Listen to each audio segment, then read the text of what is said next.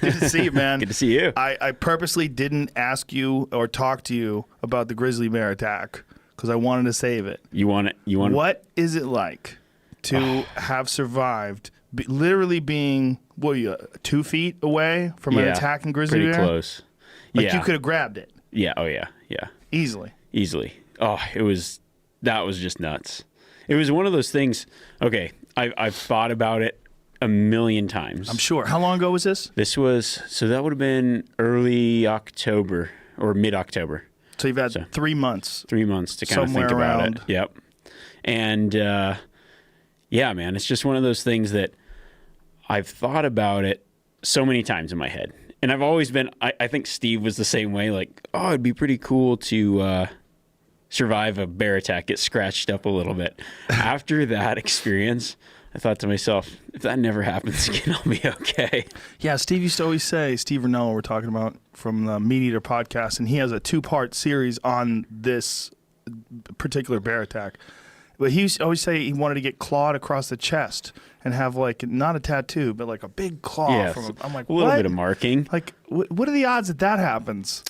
Yeah, I think that in order to get that, you have to go through a really, really horrible experience. Yeah. And there's guys that have had those attacks, or there's guys that have had those attacks a lot. But yeah, I mean, I've been around a lot of wild animals and seen a lot of things and been charged by bears. And this was just different. It was that kind of attack where while it's happening, you're going, this is not going to pan out well. Somebody's going to die. You're just looking at this bear and it's coming in hot and just everything. It's a weird experience. Your memory's a little foggy of it. Everything happened so fast, but it felt like it was so long. So the adrenaline just must overwhelm your brain. So.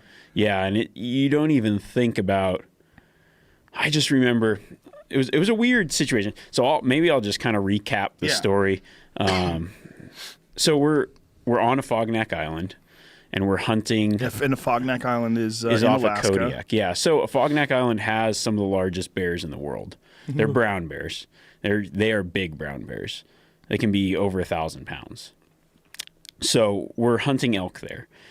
My brother and myself have hunted elk on that island before, and it's just a miserable place to be. What's a fascinating hunt, the way you guys were describing it, because just the fact that you would choose, out of all the places you can go, you pretty much can go anywhere you want. Yeah. You chose to go on this brutal adventure hunt because it's so difficult and because because like Ranella was talking about this once, and the way he described it is like, there's things that are fun while you're doing them, but they're not fun later, like roller coasters. Yeah. And then there's things that are terrible and awful, but you'll think about them forever and look back at them fondly. Yeah, that's exactly what this is. It's that, after the fact, you think back and you go, in the moment, you go, I will never do this again. And then about a year later, you go, I should do that again. It's weird. And what is it about the place that's so miserable? Well, it's hard to walk through. It looks easy hiking. And there's just this big mountain where you can get to with a plane. You've kind of got to climb this big mountain. And the vegetation is so thick and it's so steep that it takes forever to go somewhere. So to put it in perspective, to go, say, a mile might take 5 hours. Whoa. That's how much like a mapped mile. Yeah. So the way the crow would fly, if you're just going a mile, and then another distance could take you half that time or a quarter of that time, but there's a big mountain in between where you need to go, plus the vegetation, and it's really steep. So you've got all that kind of working against you. Plus you can't really walk in just a straight line there. You've got to navigate around all kinds of stuff. And there's you from, play some of this, Jamie. That was... It's been destroyed, and this is just a rough day. Real rough. So that was after the bear attack. Right afterwards. Yeah, I'll have to figure out, because right after the bear attacked, I pulled out my phone and was just kind of like recording everyone's reactions. And then I put it on my Instagram story. But I'll try to find it tonight and I'll post it onto I'll figure out a way to Instagram stitch stories, it together. They let you save them now. Now they do. Yeah, this was like 3 weeks before that, unfortunately. So this place is miserable. It's rainy all the time. Rainy, high winds. Thick, dense vegetation. And literal monsters. Yeah, I mean giant bears, and then big. The elk are probably what do they weigh? They can weigh up to 1,400 pounds. These elk, so the Which size is of moose. way bigger. Yeah, it's like the size of 2 normal elk weight wise. Because like an average elk would probably be around 500 pounds in most places.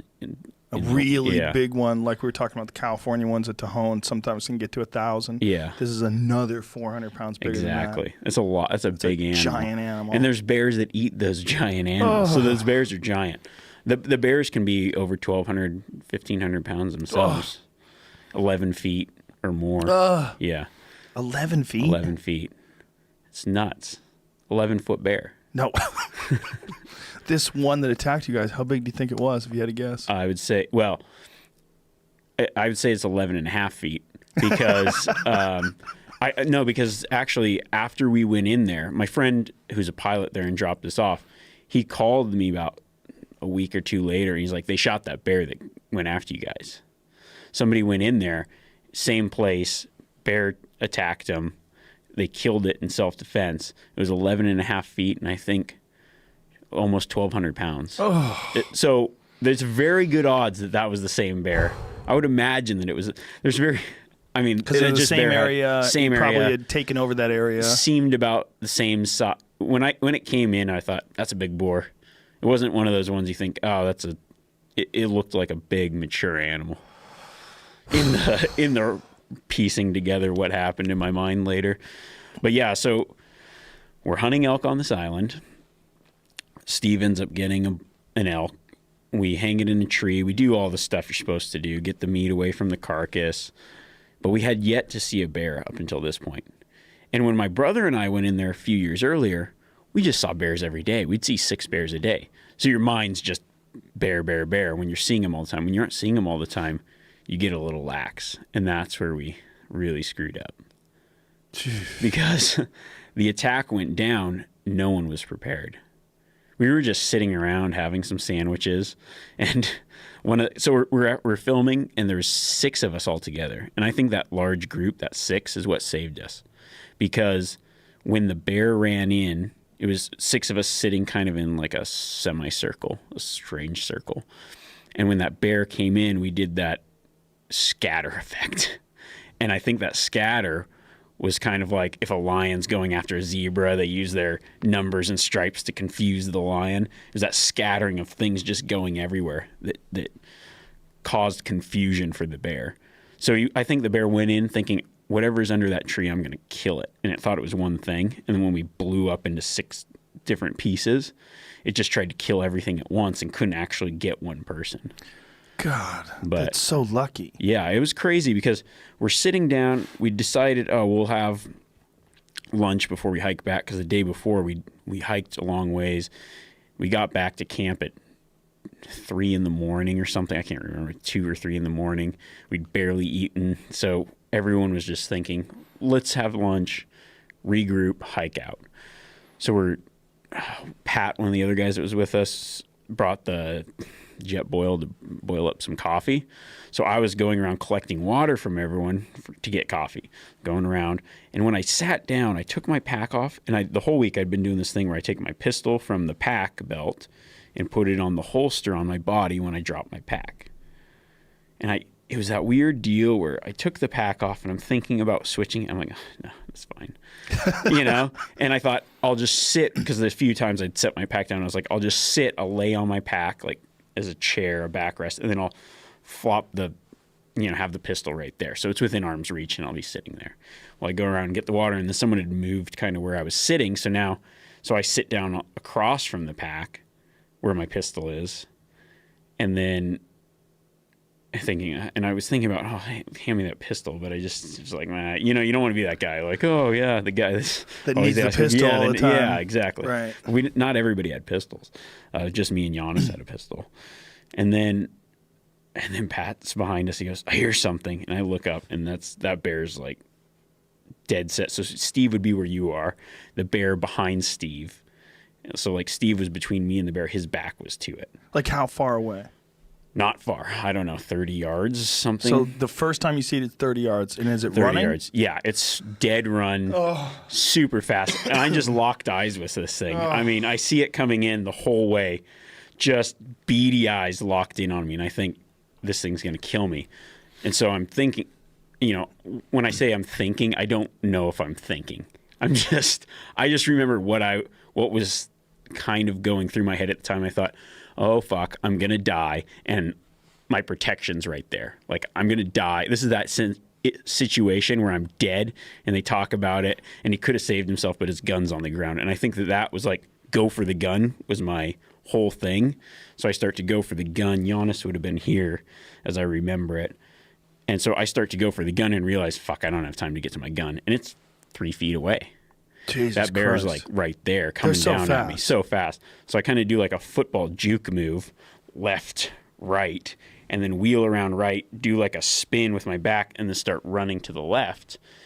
And at that point, Giannis, I didn't know this at the time, because I looked at some pictures afterwards, kind of piece everything together. So Giannis was sitting right next to me. I think he got up to turn. There was some trekking poles right here. He grabbed a trekking pole. So probably while I was juking, he reached around, grabbed the trekking pole, swings around, hits the bear in the face. Jesus Christ. So then I see the bear running off. Then I see someone going down the mountain with the bear. I'm thinking he's got someone. So I grab my pistol, start going down the mountain, yelling, oh, count off. I guess I yelled, count off. And everyone's like, 1, 1, 1. I'm like, oh, shit, who's missing? Right. And then Garrett pops up out of the bushes, and his eye, he's like wide-eyed. So Garrett, a.k.a. Dirt Myth, was yeah. the one who was on top of the bear. Somehow he's on the bear's back. So I think when the bear wheeled around, he like hit him, and he ends up on the back. So I saw just legs and bear going down the mountain. Well, I saw his legs on the back of the bear. So somehow. You thought like maybe the bear had him in his jaw. Yeah, that's what I was thinking. Wow. I mean, who would think you'd be riding a bear?